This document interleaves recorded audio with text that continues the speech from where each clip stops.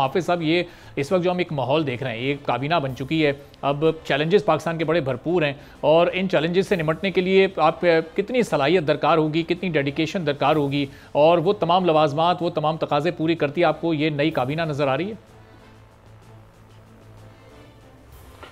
बिस्मिल्लाहिर्रहमानिर्रहीम। अरबाब भाई, आपका बहुत शुक्रिया कि आपने मौका दिया।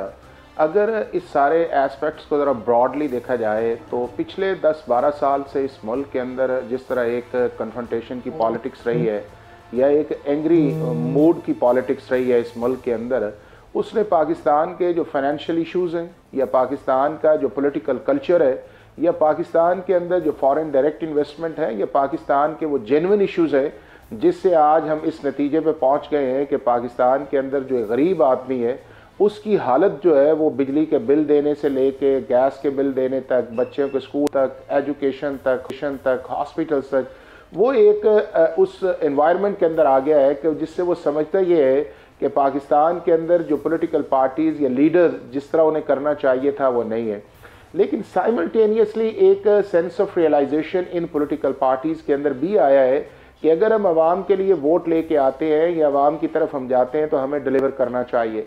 अब 18th अमेंडमेंट के बाद हमारे मुल्क के अंदर जिस तरह कुछ चीज़ें नीचे प्रोविंस के अंदर डिवॉल्व की गई और जब डिवॉल्व की गई तो जो पावर शेयरिंग फार्मूला था फेडरल गवर्नमेंट और प्रोविंस के अंदर, फिर एक प्रोविंस के अंदर एक पॉलिटिकल पार्टी की हुकूमत, फिर दूसरे के अंदर दूसरी, सेंटर के अंदर और था, तो वो जो ट्रिकल डाउन इफेक्टिव गवर्नेंस का चाहिए था वो नहीं हुआ। अब उसके अंदर मैं समझता हूँ कि दो चीज़ें बड़ी जो है वो इम्पॉर्टेंट आई हैं। एक उसके अंदर इम्पॉर्टेंट ये आई है कि जो ये इस वक्त कोalition गवर्नमेंट्स है, चाहे पीपल्स पार्टी उसका हिस्सा नहीं है, लेकिन 2-3 चीज़ों पे इनका जनरली जो है वो एग्रीमेंट हो चुका है। एक इनका एग्रीमेंट ये है कि आप गवर्नमेंट के अंदर आपको फ्री हैंड है, आप अपनी मर्जी के मुताबिक लोग लेके आएँ और मर्जी के मुताबिक फैसले करें जो इस मुल्क की बेहतरी के लिए हों।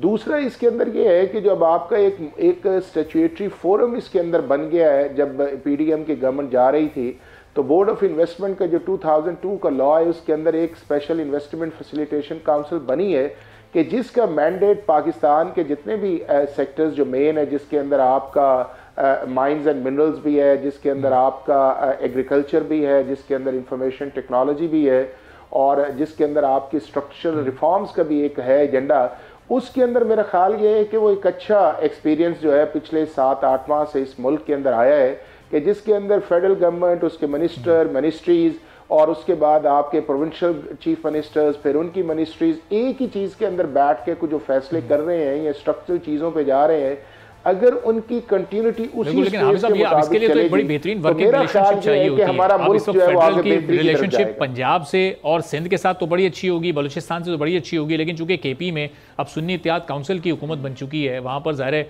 पाकिस्तान तहरीक इंसाफ को अक्सरियत मिली थी, तो अब ये वर्किंग रिलेशनशिप फिर KP की हद तक तो नहीं चल सकेगी? नहीं, अरबाब चलना चाहिए उस चीज़ के अंदर कि आपको एज ए पॉलिटिकल पार्टी आपका एक और टोन टेनर होनी चाहिए, लेकिन अगर आप गवर्नमेंट के अंदर है तो चीफ मिनिस्टर जो है उसको सेंटर के साथ मिल के चलना चाहिए, क्योंकि उसकी बुनियादी वजह यह है कि आपका NFC से लेके आपका IG जो है वो फेडरल गवर्नमेंट लगाती है, आपका चीफ सेक्रेटरी फेडरल गवर्नमेंट लगाती है, आपका बजट जो है वो ऊपर आता है और बहुत सारी चीज़ें ऐसी हैं कि जिसके अंदर फेडरल गवर्नमेंट की और प्रोविंशियल गवर्नमेंट की बड़ी क्लोज लाइजॉन या कोऑर्डिनेशन की ज़रूरत होती है। और अगर सिर्फ आप हठधर्मी में बैठ के कोई चीज़ करेंगे तो अल्टीमेटली नुकसान जो है वो आपके सूबे के लोगों को आएगा। तो उस कॉन्टेक्स्ट के अंदर ये PTI जो है ये सुन्नी इत्तेहाद काउंसिल बिल्कुल अपनी पॉलिटिकल स्ट्रगल जारी रखे, रोड्स पे आए, स्ट्रीट्स पे आए, पार्लियामेंट्स के अंदर जो है वो बात करे, गवर्नमेंट के अंदर एक शैडो कैबिनेट के तौर पे आए, लेकिन जो बड़े बड़े फैसले इस मुल्क के अंदर हैं जो एडमिनिस्ट्रेटिव साइड्स के हैं या रिफॉर्म साइड के हैं और अगर उनका ट्रिकल डाउन इफेक्ट प्रोविंस के अंदर आता है, देख रहे हैं कि जिस तरह लॉ एनफोर्समेंट के अंदर आपने 3-4 चीज़ें देखी। एक आपके मुल्क के अंदर जो डॉलर की स्मगलिंग थी और वो दोनों जगह से जा रही थी, वो चमन से भी जा रही थी, पेशावर में से थी, उसको क्रैक डाउन करवाया SIFC ने और प्रोविंशियल गवर्नमेंट्स और लॉ एनफोर्समेंट एजेंसीज ने कोऑपरेट किया।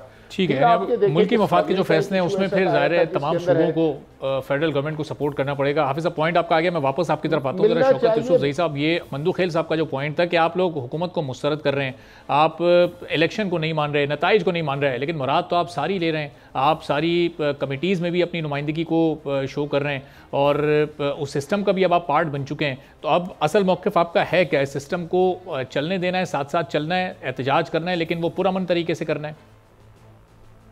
अच्छा, मुझे मंदोखैर साहब से ये तवक्को नहीं थी कि वो इस तरह की बात करेंगे, इसलिए कि हमें तो आवाम ने मैंडेट दिया है। अगर हम अपोजिशन में बैठ रहे हैं, मरात ले रहे हैं, तो आवाम ने वोट दिया है हमें। इन चोरों को किसने वोट दिया है जो अभी हुकूमत बना के बैठे हैं? ये तो हमसे हारे हैं, इनको तो आवाम ने मुस्तरद किया है। ये तो हम हमारे से सीटें चुरा के बैठे हुए हैं, तो इनका हक बनता है, हमारा नहीं बनता। हम तो अपोजिशन में बैठे, तो क्या अपोजिशन में बैठना जुर्म है क्या? आवाम ने हमें दिया है, हमें तो हुकूमत बनाने का मैंडेट मिला है। लेकिन अब आप क्या समझते हैं कि हम इस्तीफा दे के बाहर आ जाएं, फिर आ जाएं? तो एक तो ये बात। दूसरी बात ये कि देखें, पंजाब में तो बिल्कुल फस्तायत वाला निज़ाम सामने आ गया है ना। जो वज़ीर आला मरियम बीबी ने शुरू दिन में कहा था कि मैं सबको साथ लेकर चलूंगी, जमहूरियत ऐसा होगा वैसे होगा, वो कल आपने देख लिया जमहूरियत का तमाशा। हमारे दौर में आपने बिल्कुल वजह फरमाया, हमारे दौर में एहतजाज हुए थे, हमने किसी को नहीं रोका था। ये कह रहे हैं कि जी हमने पत्थर नहीं मारा, तो भाई हमने कौन सा पत्थर मारा है?